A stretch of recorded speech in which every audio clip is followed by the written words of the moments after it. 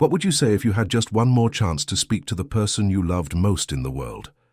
This question lingers in the air, like the thick fog that rolls through the streets of Chicago in the 1930s, a city teetering on the brink of despair and yet pulsing with life.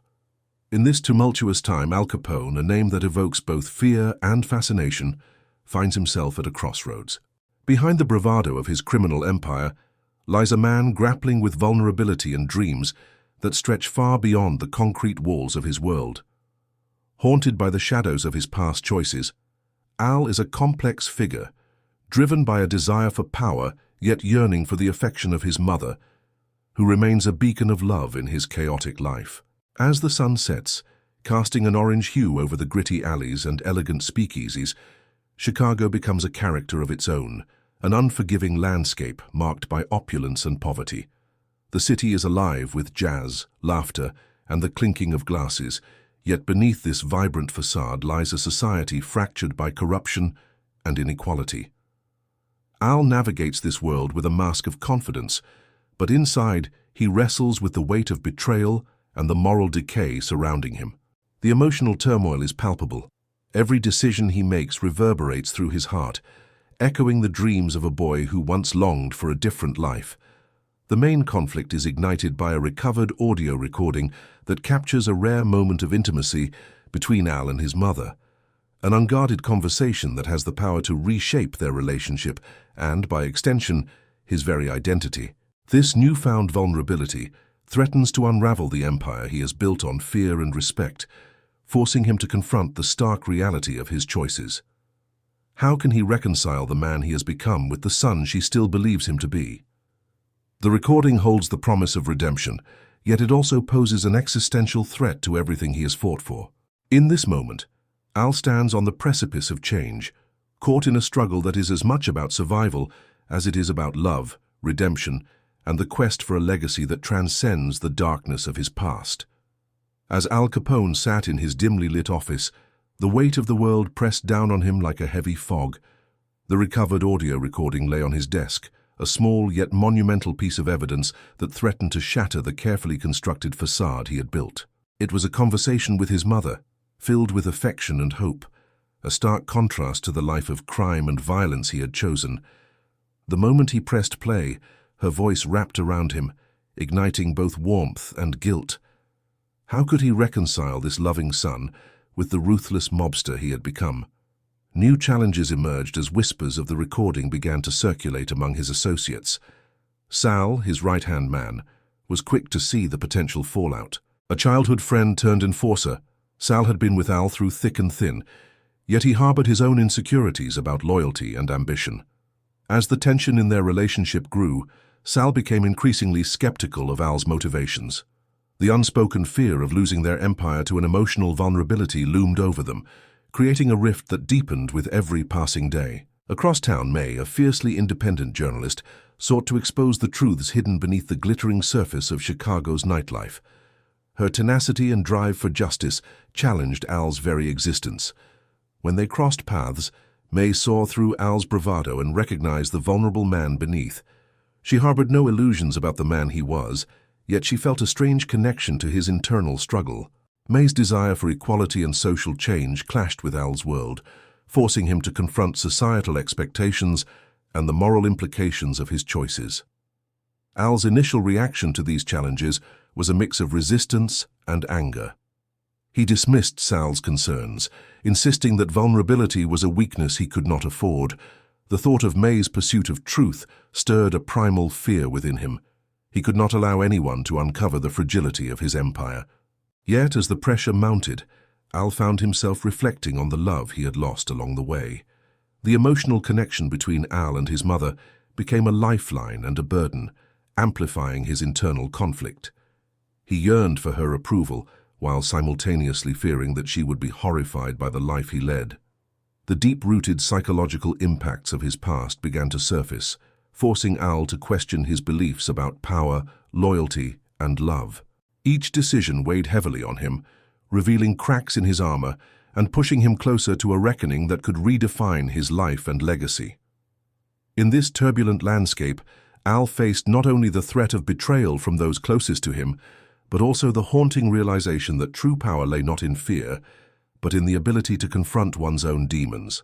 The journey ahead was fraught with challenges that would demand resilience and force him to navigate the fragile line between his empire and the heart of the man he had once aspired to be. As the shadows of betrayal crept closer, Al Capone found himself standing at a precipice, the weight of his choices bearing down on him with an unbearable intensity. The recovered audio recording was no longer just a haunting reminder of his past.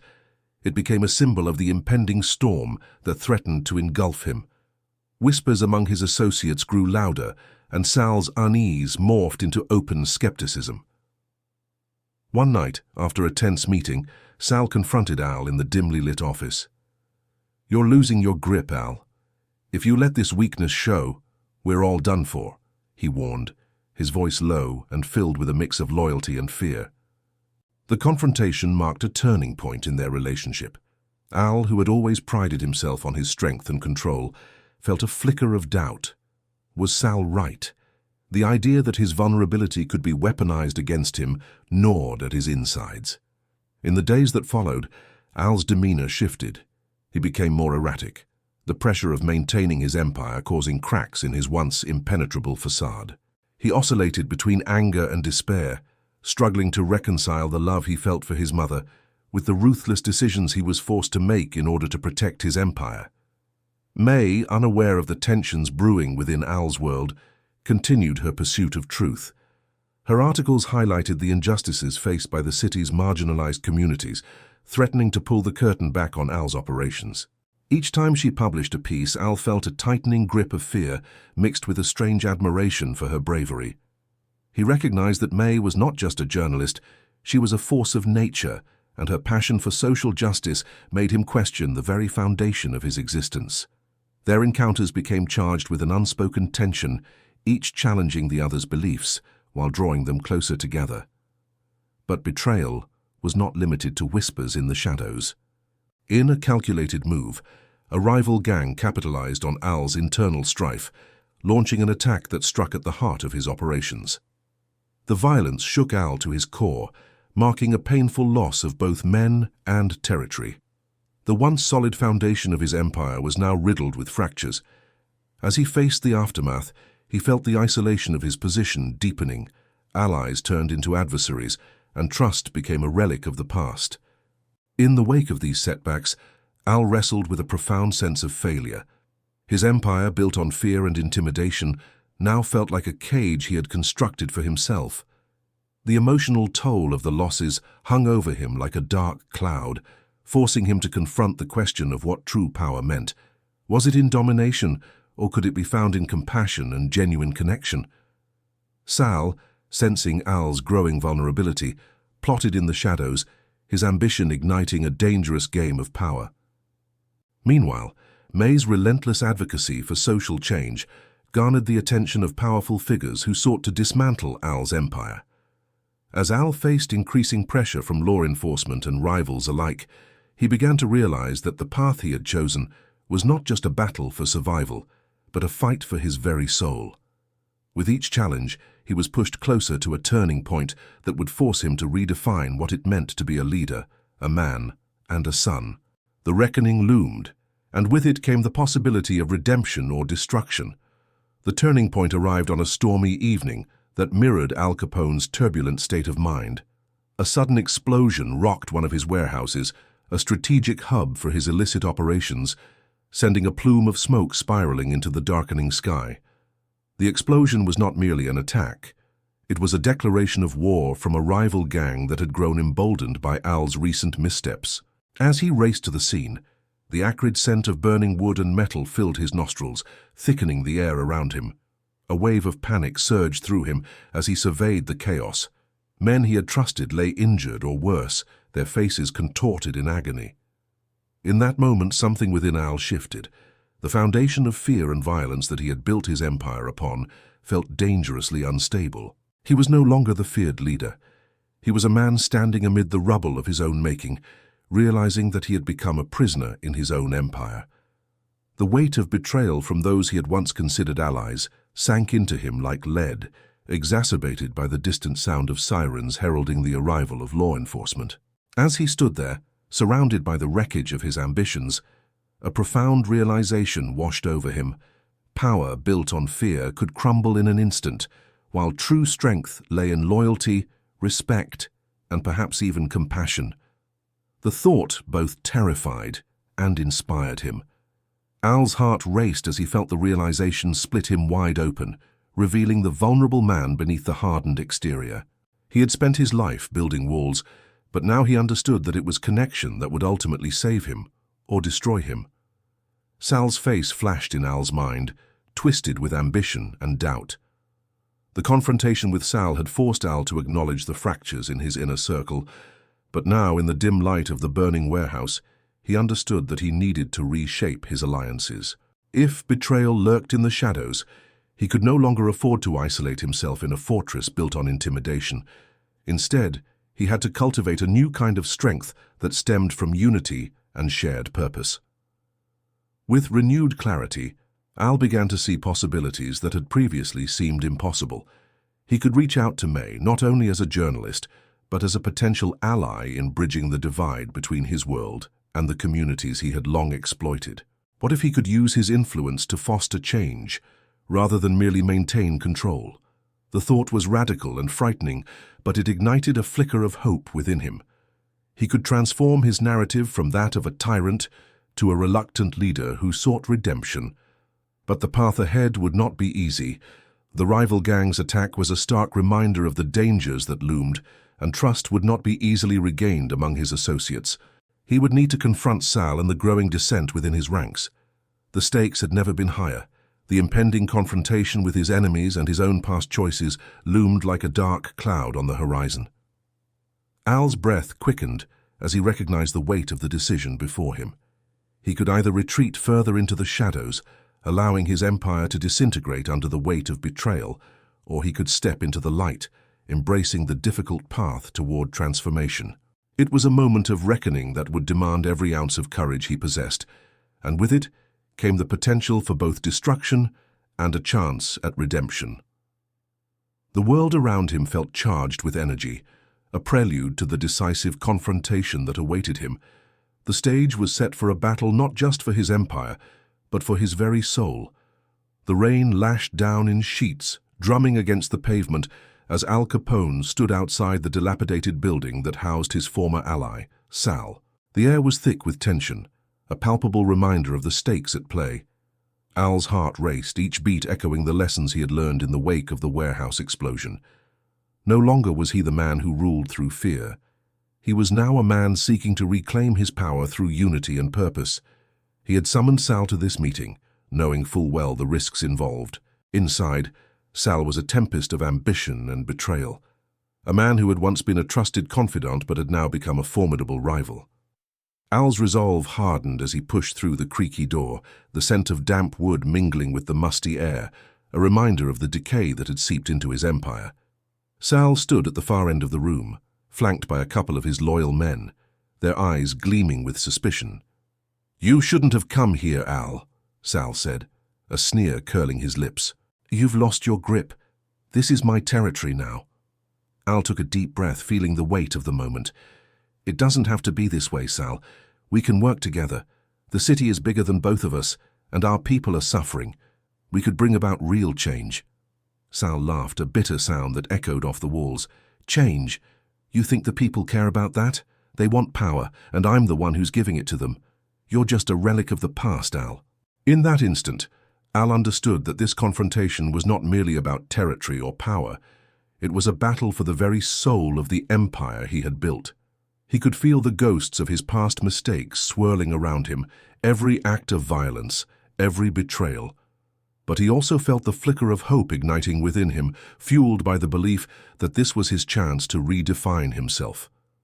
"Maybe I am a relic," Al replied, his voice steady. "But I've learned that power through fear is a shaky foundation. What we need is loyalty and respect. I'm here to offer you a partnership, not a war." Sal's expression flickered, uncertainty creeping into his eyes. "You think you can just change the game? You're weak, Al, you're afraid." The challenge hung in the air, a test of Al's resolve. He stepped forward, closing the distance between them. "I'm not afraid of you, Sal. I'm afraid of what we've become. I want to build something better, something that lasts." Silence fell, tension crackling like static. Al's heart raced as he faced Sal's men, their hands twitching near their weapons.